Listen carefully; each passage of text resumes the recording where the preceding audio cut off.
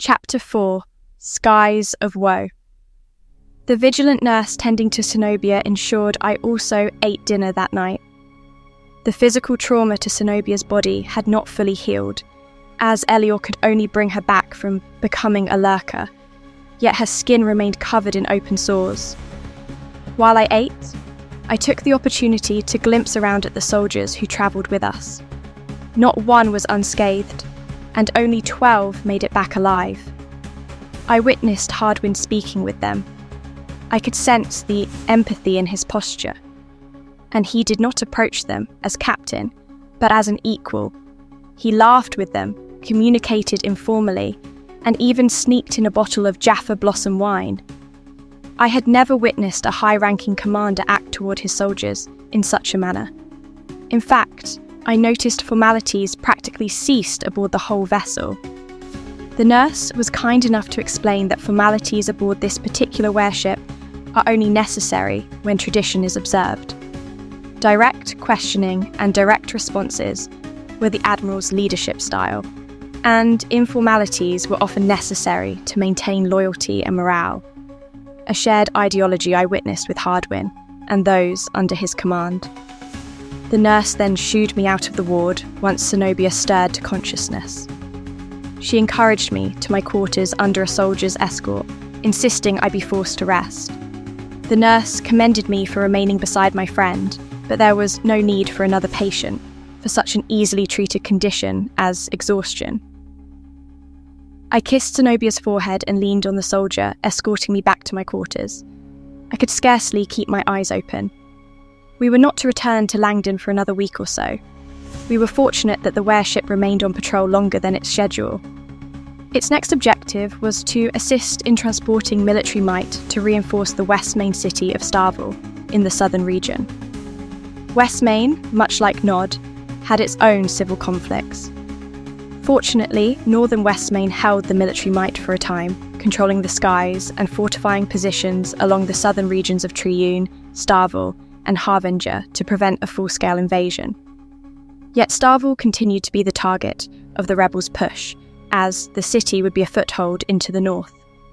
Despite the military advantage of the Northern Army, its weakness, I believe, is in the government arena. One side held the debate of full-scale invasion in high regard, while the opposing members stood unwavering in diplomacy with the rebels in the south. The arguments remained drawn out so long that the southern forces could build their numbers, acquire upgraded weaponry through criminal market trade to Nod's northern kingdom, and amass a strategy to challenge West Main's vantage points. Total war broke out, with the rebels taking much of the southern realm, staging from Reeve and Foles to capturing Botel. It took West Main's forces by surprise, pushing them back to make their stand at Starvel. Without hesitation or consent from the congressional governing members, the northern forces created a strategic blockade, preventing the rebels from advancing. By the time the congressional agreed upon a declaration of war, the northern military was already in action, reinforcing the front lines. New blockades were erected to create a new border that helped quash enemy advancements. Suddenly, the north and south remained locked into a stalemated conflict that lasted several years before I attended Langdon University. It was not difficult to piece together why our expedition was so crucial. While we were to receive compensation for the books we brought back, the north of West Main devised to sell the books at a higher value to Eastgard or North Nod to pay for the war, perhaps even in exchange for higher quantities of mystic silver. "Have you kept it safe?" A soft voice reached me from the other side of the door to my quarters. I did not go to bed as directed, but instead found a burst of energy to stay awake and write down the details of my venture. And no sooner did I shut my eyes after climbing into a warm bed, did I realise that I journaled all night.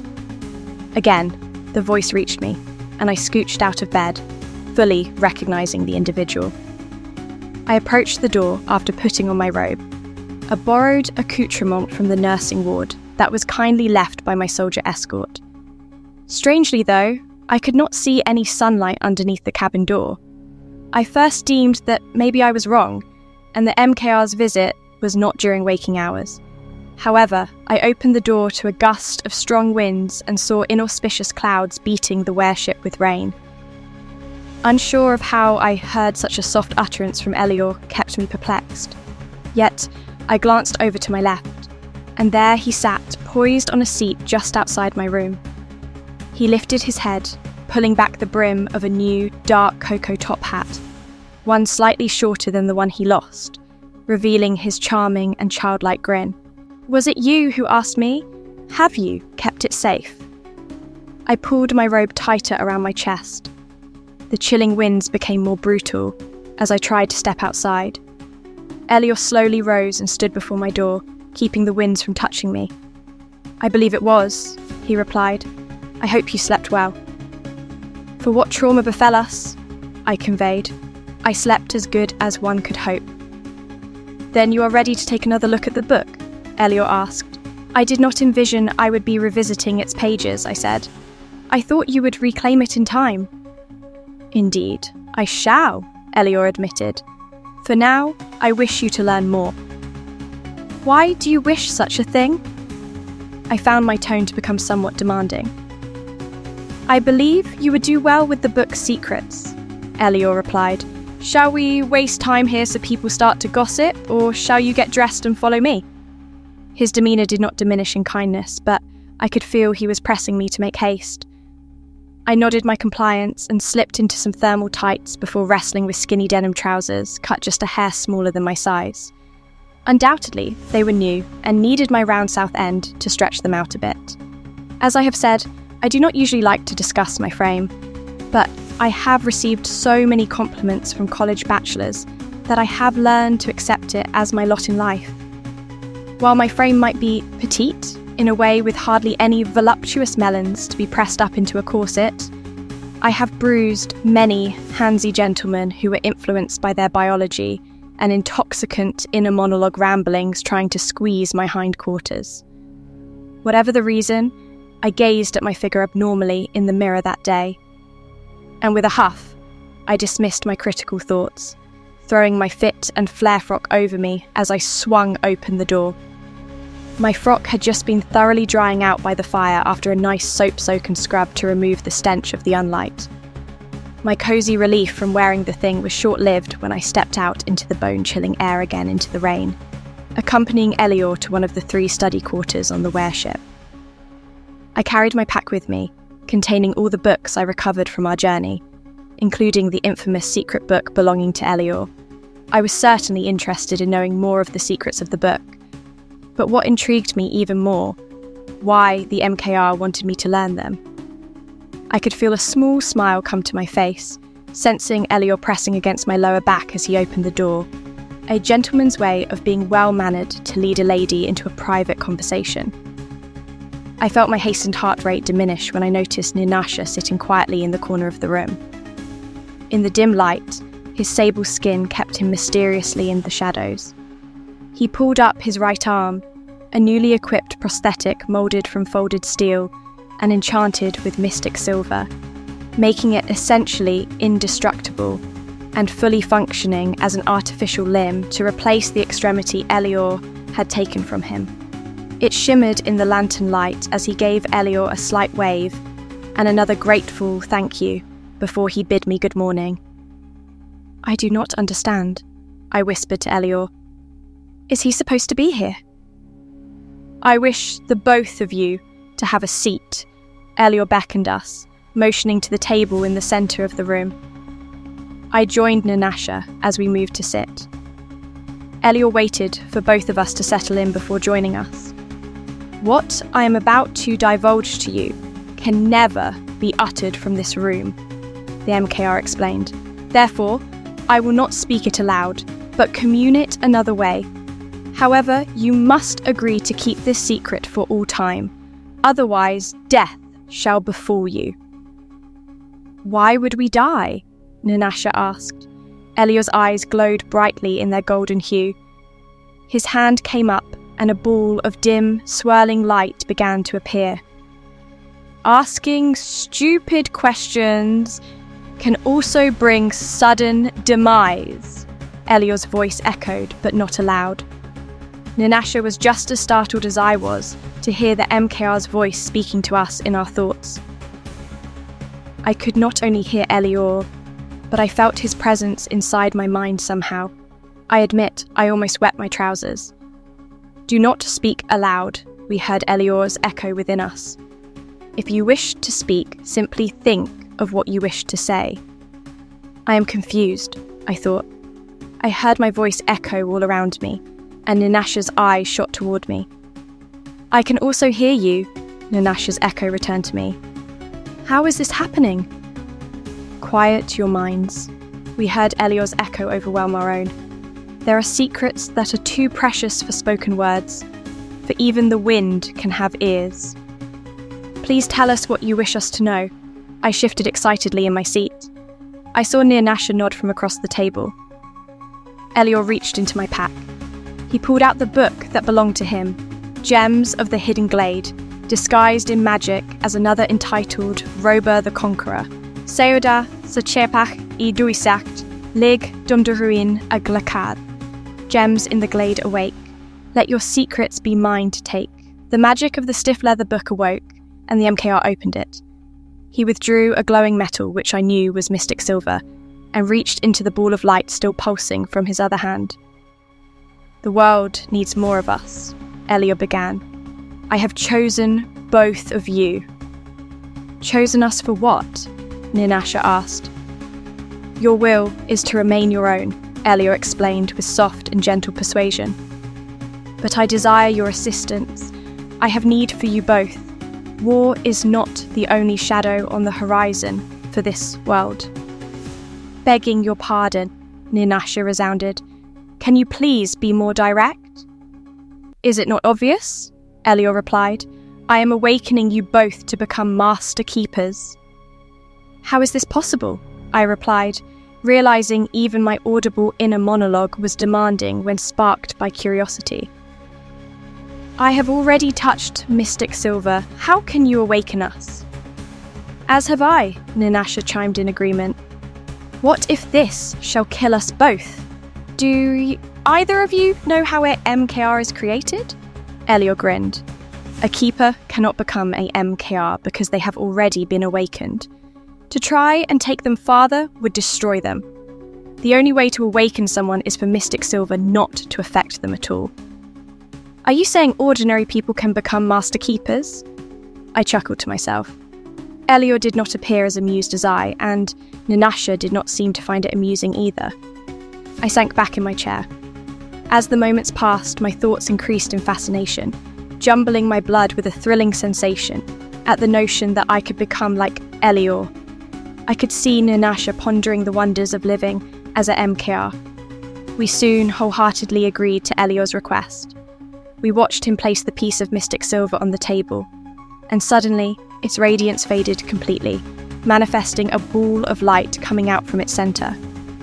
The ball of light in Elior's hand glided to merge with it, and when it did, the illuminating essence swirled and sparkled the walls as sunlight through glass. Many cannot understand that mystic silver does not bring us progress, the MKR explained. Mystic silver holds us back from becoming what we could be. The ball of light in the center of the table violently split in two, one turning toward me, the other toward Ninasha. Then we heard Elior whisper aloud, Leirion huinanshia pachma croi? Lig dotai semosholo scout on a shale. The translation pulsed through me, surging tremors up my spine as the ball of light coming toward me fragmented in two again and leapt forward into my eyes. I was blinded for a moment, all but an intense frenzy glow, and then I could see the words take form before me. The glade's secrets mark my heart. Let your treasures open my life apart. I blinked several times as if waking from a deep sleep. When I opened my eyes, I saw nothing more than dim lantern light in the room with Ninasha and Elior. Can we speak? Ninasha said aloud. Elior smiled, bringing forth a light chuckle. Yes, you can speak. Where is it? I asked. Elior knew I was referring to the book. He told me he had slipped it back into my pack. Hang on to it for me a while longer, he said. Make sure you and Ninasha study what it says and keep it safe. In time, I shall reveal the final words to unveil its most guarded secret. It would appear you and I will have to become friends, Ninasha teased. What did you mean by shadow? I asked Elior, ignoring Ninasha's comment. Until you both know what power you possess, I cannot say, Elior replied. Both of you are awakened, but you must discover what that power is and decide what you will do with it. What do you mean? Ninasha interjected, keeping his voice soft. Do we not have the power of light you possess? You may, perhaps, Elior explained. It is more likely that you have an entirely different power. The knowledge of your power can increase by studying the book I have given you and practicing what you discover. Should you decide to assist me, I shall be grateful. That is all I can give you for now. And my gratitude. What if we do not wish to assist you? Ninasha probed. Your decisions are yours to make, Elior continued, though there will come a time when you must choose what you will do with your power and what purpose you will serve. Should you give your service to what lies in the dark, I assure you the ending is not pleasant. I did not want to seem ungrateful for what Elior gave me, and it seemed both Ninasha and I decided to reason our way out of assisting him in his endeavours. We respectfully declined to join him, with myself using my parents as my excuse. I explained that I missed them dearly and was sure they felt the same. However, in the back of my mind, I honestly doubted that was their heart toward me. The grin never left Elior's face. He promised he would be back for the book in due time. Out of the study, Ninasha bid me good day while Elior slipped away without another word. From there, I went straight to see Zenobia in the medical ward. She appeared considerably in better health, with a lift in her spirits seeing me approach her bedside. I did not dare speak to her about what happened in the study quarters. After learning she would be released in a day or two, I felt her squeeze me more tightly than my mother or father. Her embrace warmed me, and I knew she meant motherly affection. She asked me about the books she and I had gathered. I reassured her they were safe in my quarters, keeping her pack hidden. I also placed the etching of the plaque and banner with her books. I felt she deserved a little more after what she went through. Zenobia began to doze off about an hour after I came to visit. Though the rain had ceased, I could see the sun still hidden by thick clouds in the distance. Our destination bound us to fly further into them. Zenobia kissed my forehead and she laid her head down. Then I felt my vision begin to blur. I managed to rise to my feet, surmising fatigue settling in as I had not slept at all the night before. I made haste to the deck outside, grabbing the ship's railings to steady my balance. The feeling grew heavy and I suddenly saw Jaffa and crimson lights darting around me. A sudden touch on my shoulder spun my eyes around to see the face of my sable-skinned fellow explorer, who appeared to be sharing in my discomfort. There is no need to be frightened, I felt a voice echo.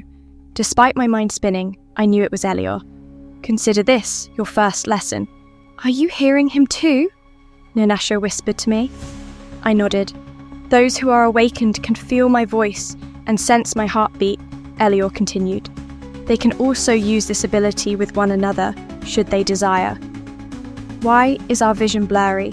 I felt Ninasha inquire. You both are transforming, Elior answered. Transformation is not always easy, but it is effortless, since the power of light is the one changing you. You may experience discomfort or moments of uncontrollable joy.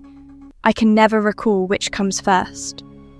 I heard the MKR chuckle, this time just behind me. I turned, but saw no one standing there. Ninasha squealed, and our heads darted to look behind him. Elior appeared with a smile on his face. I looked at Ninasha, gripping my right arm tightly with his left hand, as if some deadly creature had pierced his back. I did not mean to frighten you, Elior explained. I merely tapped your shoulder to get your attention. You got it, you dunderhead, Ninasha shouted. What sort of prankster are you? First, you take my arm. Now you are making you squeal like a child, I interjected. Are you finding this hilarious? Ninasha snapped at me. Not at all. I replied sharply, keeping my tone within only our ears. If Elior was something from the darkness, we would be dead already because you were not watching your back. A decent observation, Elior admitted, but Nanasha is more spot on. You see, I have not had this much fun in many lifetimes. I do not normally get to share this with others. I only had a bit of fun for a laugh. My jaw dropped. Are you a child? I demanded. My question wiped the smile off Elior's gentle face. His eyes intensified, and I thought he would reach into my chest and rip out my heart. You listen to me, children. Elior's face drew in extremely close. If you cannot overcome the games I play with you, then how will you ever overcome an adversary who truly wishes you harm? You may not wish to assist me, but that does not negate me from the responsibility of being your teacher. I reached up and took Nanasha's hand, seeing the MKR's eyes turn to their viridescent hue. There are creatures quite fouler than Wendigo, Elior continued, his words slapping us across the face as if we misbehaved. There is even magic greater than mine, more ancient and sinister than neither of you can begin to imagine. I shall not forget Elior's words to me and Nanasha on the deck that day. Both Nanasha and I blinked, and Elior had vanished. Seeing this and heeding the MKR's warning, I gripped Nanasha's hand tighter and led him to my room, despite how others might have seen it. We ran into Bakama and Garvish, who boorishly cheered Nanasha's conquest, as they saw us holding hands and practically dragging him into my room. But it was undoubtedly for more essential matters. I locked the door behind us, pulled the secret book from my pack, and spoke the revealing words aloud. We should not take this lightly, I told Nanasha. We have crossed into a different world, something we took upon ourselves that we cannot comprehend in the slightest. Agreed, Nanasha replied. While we are on this vessel, let us do what we can to learn what we have become. Together. It is not every day a book echoes its thoughts and brings visions to your mind. We were vulnerable yet secure, feeling a new power surge within us. The book held our fascination, as if it were a natural person speaking to us from a time long forgotten. The manifestations were so tangible that they touched all our senses. We could feel the fumes of fire, smell the scent of crashing tides, taste the sweet scent of the wind, and see the way our world once was eons ago. At such a time, they did not possess mystic silver or have knowledge of Elior. Yet their culture fascinated me in seeing them imagine what having magic would be like. They created books and moving picture stories around such things. But it was all make-believe. These moving picture stories were called movies, and nothing of the kind exists anymore. We watched people walking by in unusual attire and driving machines called automobiles as if they were spectres in the room.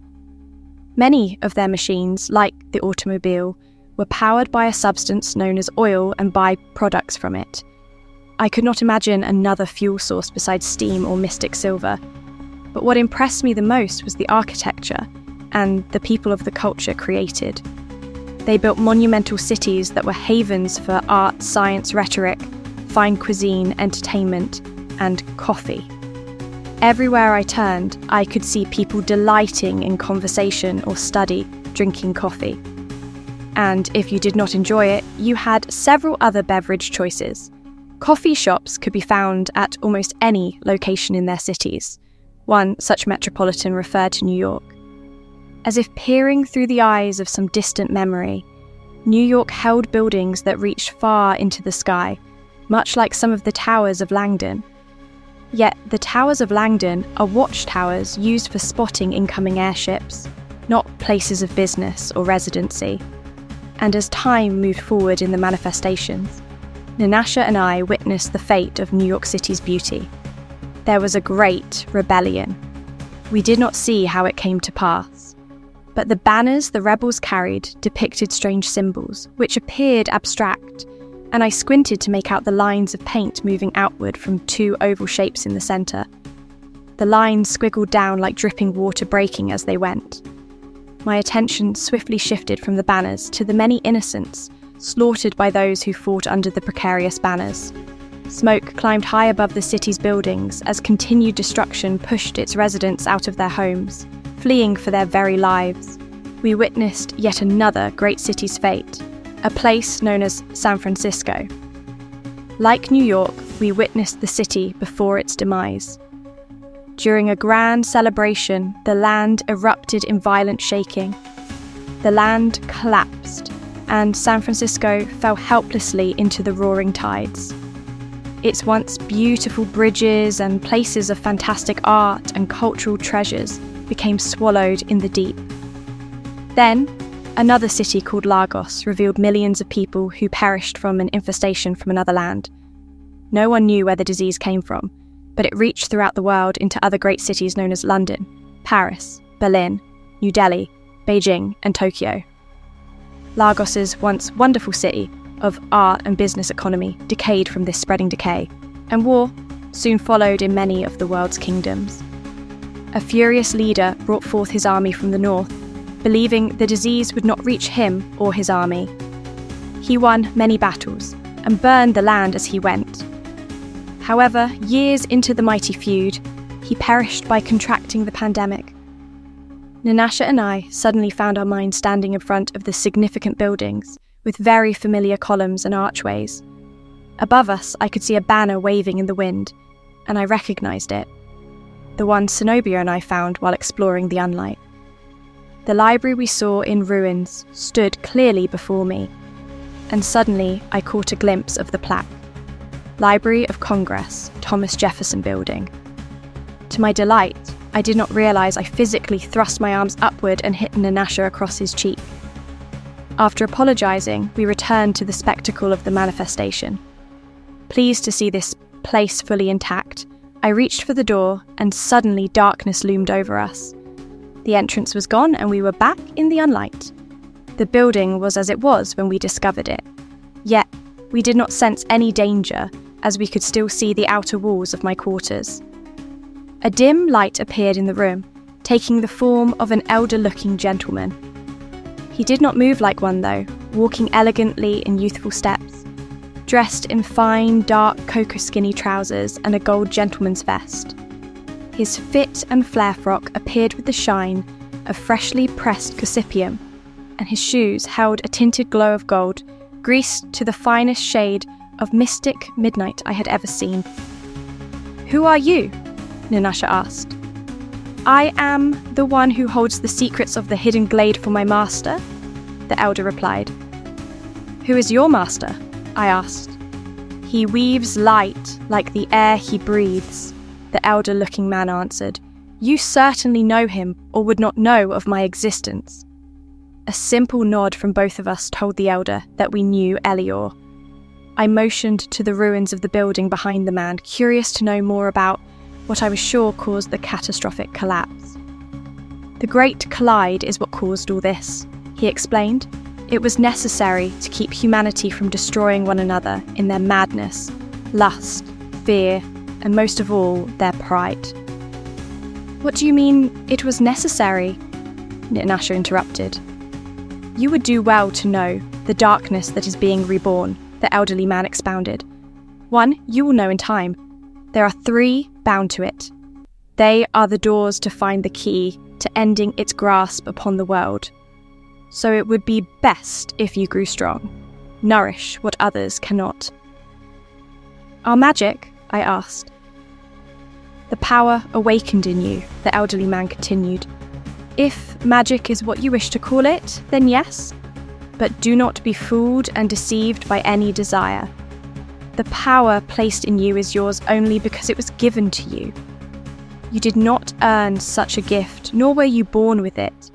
This is the message my master commanded me to pass on.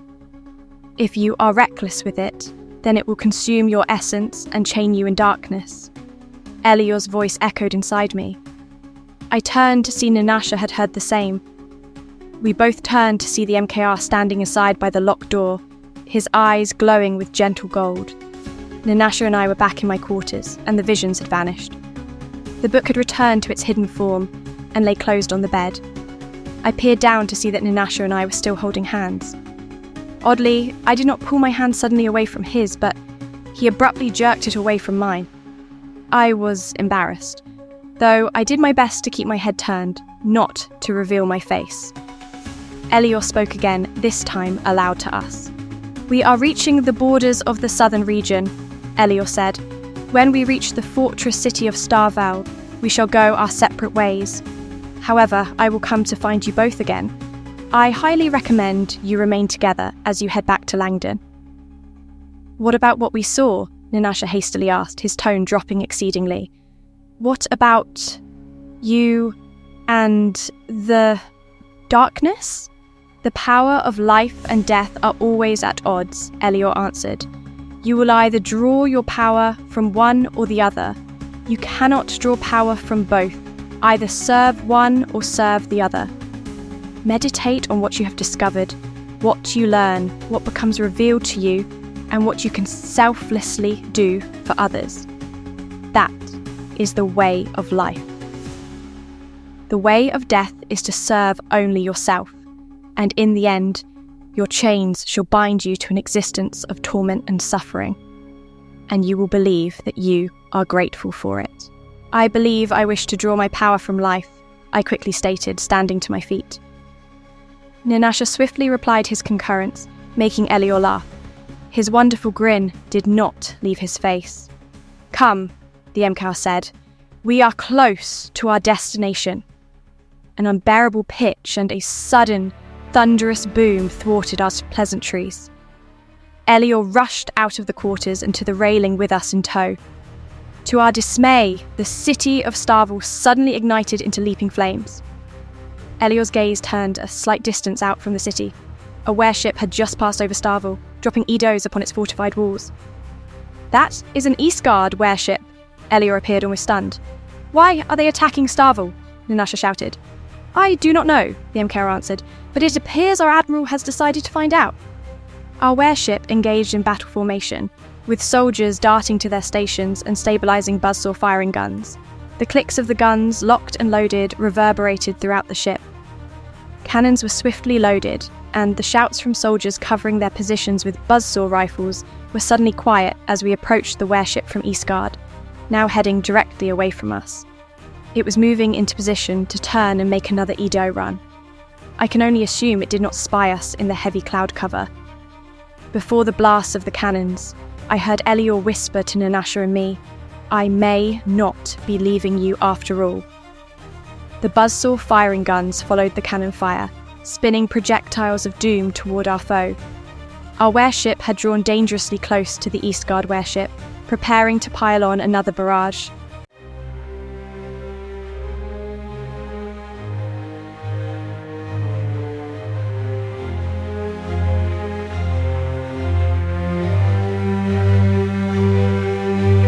Wings of flame soaring high, airships clash amidst the sky, saw blades pierce the darkened clouds, silence screams, no one hears aloud, metal wreckage falling down, warriors lost their final frown, torn apart in the clash of steam and steel, a tragic tale that time won't heal.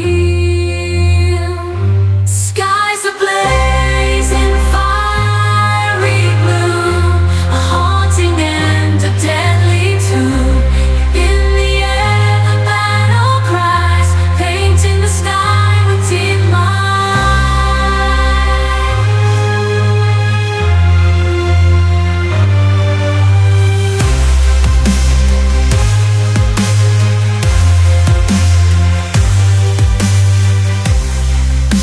Stay down, Elior echoed to us, and draw your weapons. As we ducked behind the fortified railing, we instantly heard buzzsaw fire wisp over our heads. The Eastguard warship was retaliating. The cries from our soldiers pierced the ears of those around them, and then silenced into the arms of breathless slumber. The decks erupted and splattered with the lives of several as they were suddenly drenched in crimson on both warships, now evenly parallel. A familiar voice shouted a command just below us to our soldiers to pour it back into them. Hearing Hardwin's voice bravely rise above all the clatter felt comforting. I spied two familiar characters crawling on their hands and knees toward the three of us. Bakama and Garvish with drill guns in hand.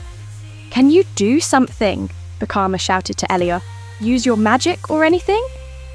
"Not to that warship," Elior replied. "I am waiting for the other one." "The other one?" Garvish shouted. "What other one?"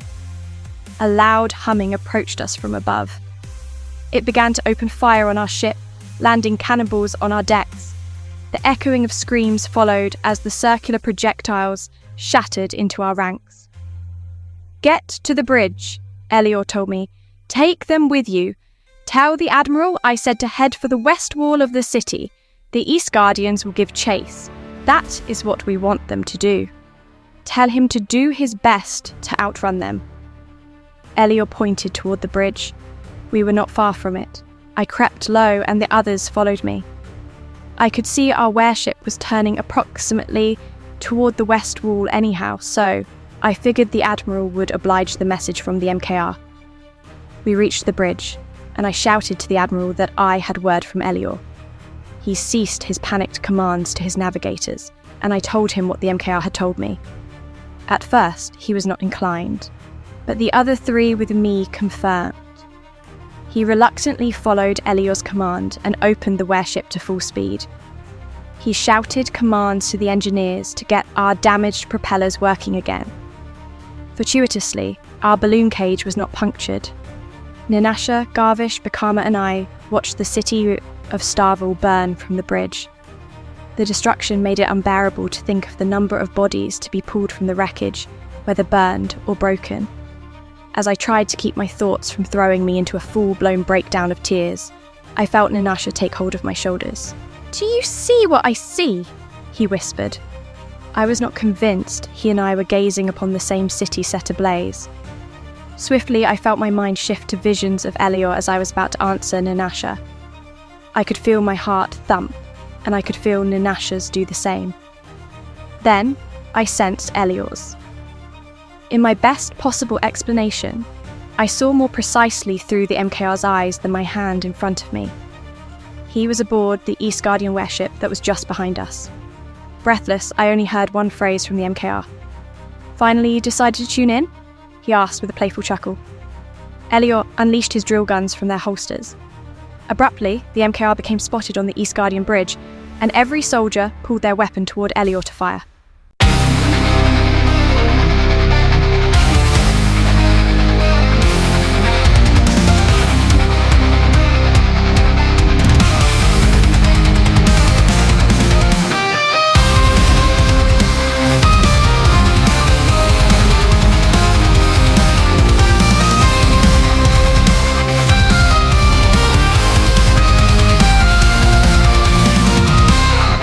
Before any of them could fire a shot, the MKR appeared next to all of them, each in a split moment.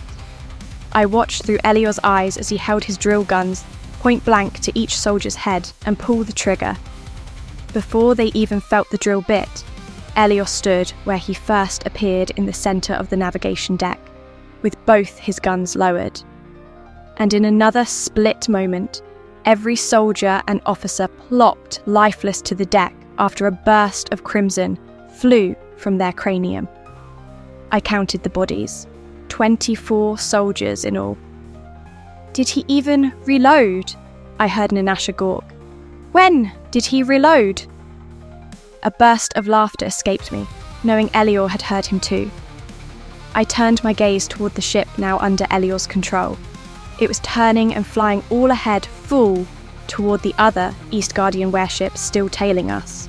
We had reached the west wall with enough distance that we then watched the warship controlled by Elior crash into the other East Guardian warship from above.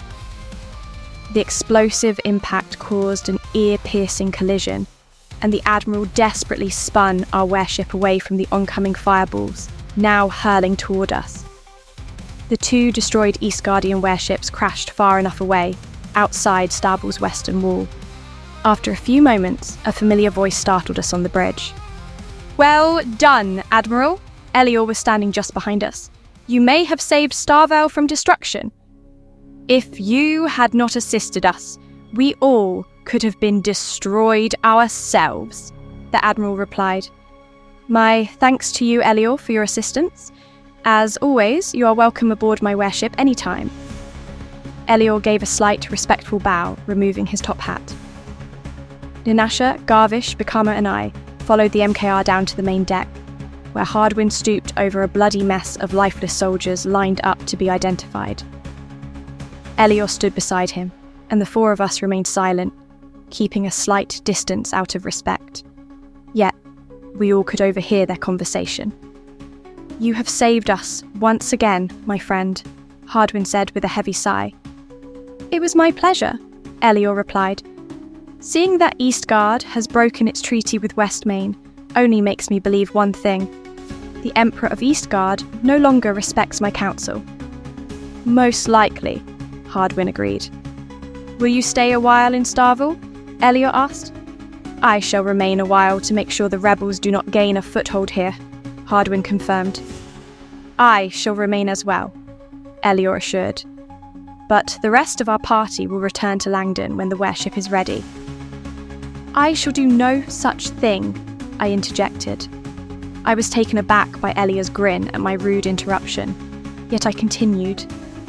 I cannot bear to return home without aiding my countrymen, and such unforgivable shame will be on any of us standing here if we do not assist. I can speak for myself, Karma answered. Garvish followed with his concurrence.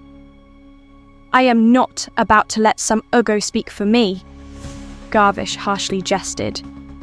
I turned swiftly and landed my closed fist on his jaw, sending him soaring onto his back. I heard Elior disarm my temper with an authoritative, Agneya! Ninasha drew Elior's attention to my eyes as Bikama slowly backed away from us. Your eyes are glowing like crimson fire, Ninasha gasped. It is not all that is glowing, Elior pointed out. Look at your fist, Agneya. I turned my gaze downward with the hand I had slugged into Garvish's face. It was set ablaze with the fire halfway up my arm, without devouring my clothes.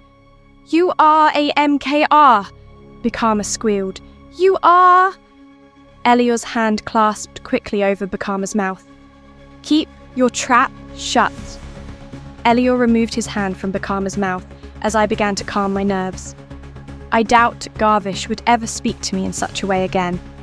Yet, Elior helped the slender explorer back to his feet, holding him steady till he found his footing. Bikama told him I hit him, which made the boyish brat stand back from me a bit more. You two are coming with us, Elior said with a somewhat forceful inflection. You will help me protect these two and keep their powers a secret. What? Is Ninasha one too?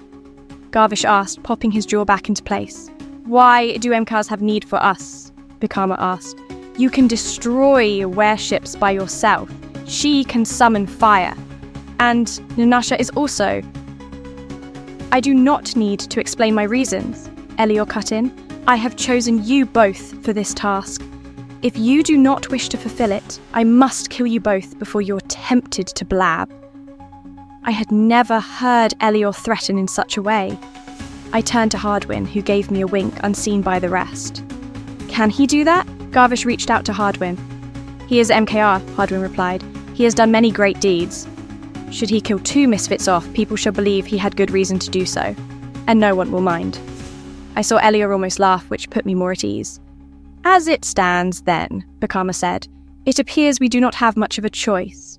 But like I said, why do MKRs need 2 regulars like us? You have skills that shall assist us, Elior assured. Both of you survived the Unlight, where our journey shall certainly retake us. We need good explorers like you. You are not going anywhere without me, we heard Zenobia pipe up from the shadows. You will also bring me along, as I know your secret. Her smile held great comfort for me. Elior gave out a small laugh and motioned for her to join them away from the underdeck. I believe it is improper for a lady to travel alone in such company, Zenobia continued.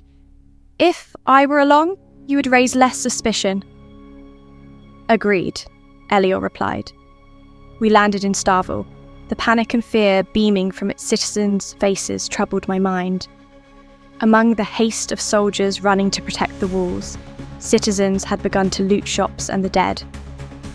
Hardwin led many soldiers off the warship to assist in terminating the looters, who were shot on sight. What a pity that many only think of themselves when death and destruction arise. We heard rebels pouring into the city from the east wall, almost entirely blown into rubble. Some of the fortress walls still stood, yet the enormous holes allowed for rebels to pour in and onslaught the wounded or the few numbers of Westmain soldiers trying to regroup. Elior saw the need for his magic to help in the east, while the fortress commander commanded Hardwin to move to the south of the city. The five of us, Ninasha, Zenobia, Garvish, Bakama and I, followed Elior toward the east wall, yet following behind us was a dispatch from Westmain's elite guard stationed in Starville, each armoured head to toe in copper plating interwoven into full-body, dark cocoa uniforms. Azure paint was strewn across their face to display their patriotism and loyalty to Westmain, as is the tradition of Westmain's elite guard. Westmain's elite guard troops hone their bodies much further than typical soldiers. For instance, elite guards are sharpshooters and highly trained close-quarter combatants.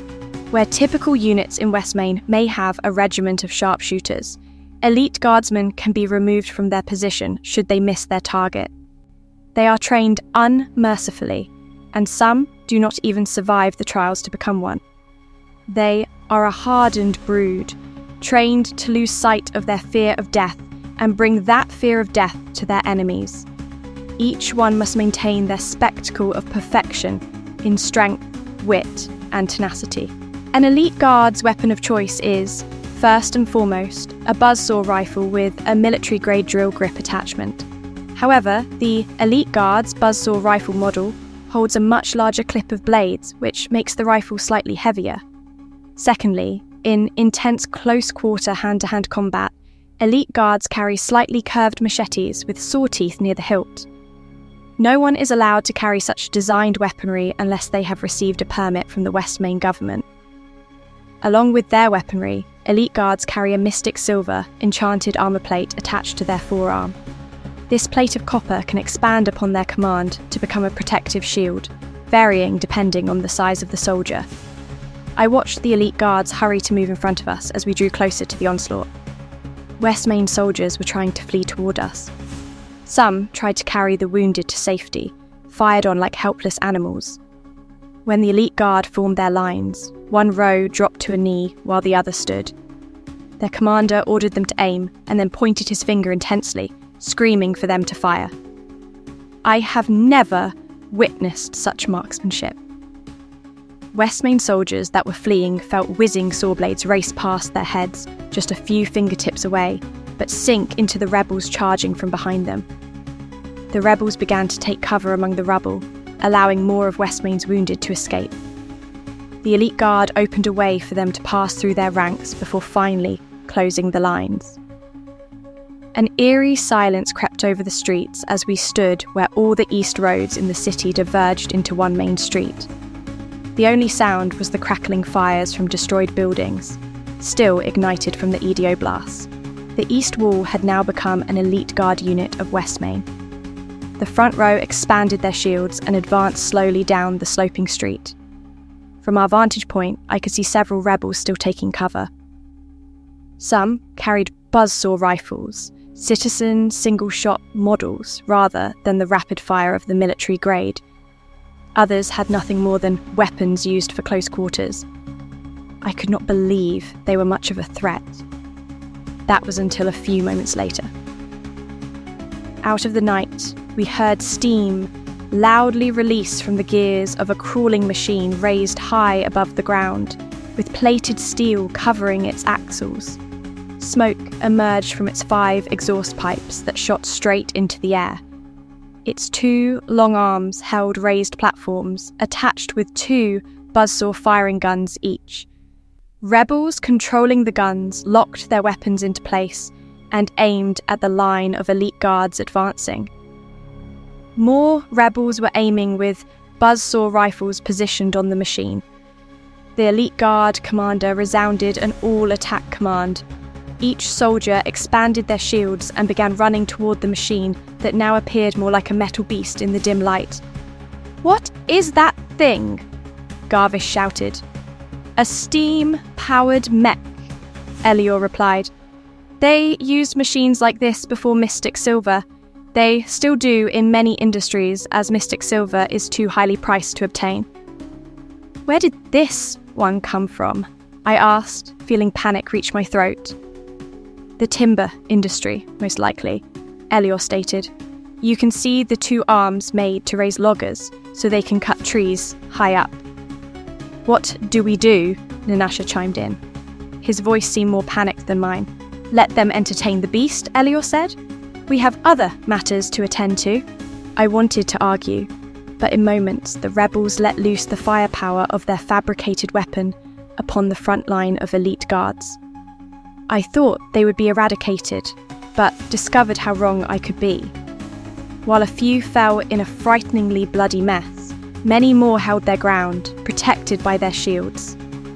The others moved in with shields covering them, creating a protective, shell-like formation as they moved toward the rebels. Garvish, Bikama, Zenobia. Elior grabbed our attention. "Stay here. Wait for us." Surprisingly, the two blockheads did not argue. Zenobia joked she would make sure they did not wet themselves. Before following, I watched the elite guard reach the mech and disperse beneath the buzz-saw fire, climbing the thing as it moved. Rebels on the lower region of the machine soon met a merciless fate from machetes slicing through them. I chuckled and took one last look at the courage of the elite guards, then followed Elior and Ninasha into the shadows of a blown-out building. "Why did you not destroy that thing like you did the warship?" I asked Elior, speeding up to join the two. "If people become too reliant on magic, then they will not know how to defend or think for themselves without it," Elior pointed out. "Westmain's elite guard has fought against worse odds and with fewer soldiers to gain victory." We climbed up the rubble to reach what endured of the rooftops. Elior continued speaking to us about the dangers of solely relying on magic. "It is good you have lived without magic for so long," he explained. "Hold on to your wits and strength you have learned without it. Now that magic is what you have become. Make it rely on you." "I have only seen magic," Ninasha said.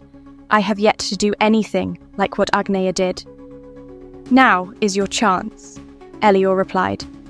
"What do you mean?" Ninasha asked. "The gap between these buildings is too far for us to jump," Elior explained. "Do something about it? How could I possibly do that?" Ninasha was still confused. Elior gave him a grin. "I know what emanates from you," Elior continued. "I knew what emanated from each of you before I awoke you.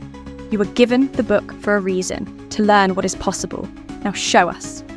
"I still do not know what you mean," Ninasha boyishly complained. "Begin with why you want to do something," Elior continued. "We need magic in this situation because we cannot move on without you. Let go of how to do it.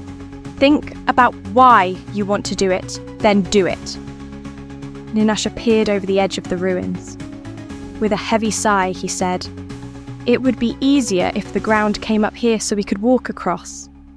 "If you believe that," Elior said, "reach out your hand so it can." Ninasha stretched out his hand. I felt his mind bring forth the thought of the ground moving to rise to meet it. The soil below began to shake, ascending to his hand. Ninasha's eyes popped out of his head. I think mine did too. Elior was the first to plant his footing on top of the pillar of soil. He passed by Ninasha with an enormous smile as if to say, "Well done." I motioned for Ninasha to follow us as I walked across after Elior. I called out his name, and he awoke from shock, crossing over to meet us. He continued to move us along with his newly discovered ability, passing us from one gap of rubble to another. We were moving around the rebels in the dark. However, I believe their attention remained locked elsewhere. The elite guards were now swarming the mech, similar to insects I studied in Langdon. Unlike most specimen studies, we observed these creatures in their natural state, and introduced obstacles for the species to overcome. Many of these observations introduced larger insects, predatory in nature, to study how the nest unified and adapted to overcome. Ants, I believe they are called. The pragmatic tactics became applied by students planning to join officer military academies or wilderness survival training. At any rate, I could see the elite guards had mastered the mindset. The brutality which sealed the rebels' fate was masterfully executed, and the machine suddenly turned against the onslaught of invaders trying to penetrate the city's infrastructure. We, at last, reached the eastern wall. Elios slid down the rubble as if wings were attached to his feet. I nearly tumbled, but the MKR caught me by the arm just before my face met the ground. Ninasha created steps for him to travel down. He sent an obnoxious sneer my way, which I returned with a glare. "I see a light up ahead," Elios said after a few moments of peering toward a large clump of trees just outside the dwelling gates. "Is that from the rebels?" I asked. "No," Elios swiftly replied. "That would be our other business. Our invitation to talk awaits." Ninasha and I shared a bewildered look toward one another, but Elior continued. "Do not agree to anything," Elior explained. "Do not believe anything you hear." We followed Elior out into the night, a small distance away from the city of Starvel and into the Deadlands. There was a clearing in the woods where the light of a fire glowed and violently crackled into the sky.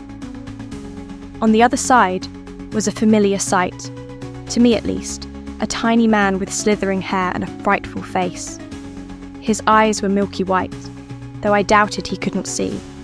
His long, sharp fingers pointed and welcomed us to draw closer. His skin was lightly brushed with daylight sky, yet he appeared deathly ill. He pushed back the brim of his tattered-looking gent's top hat and revealed his pointy teeth when he greeted us with an enormous, vile smile.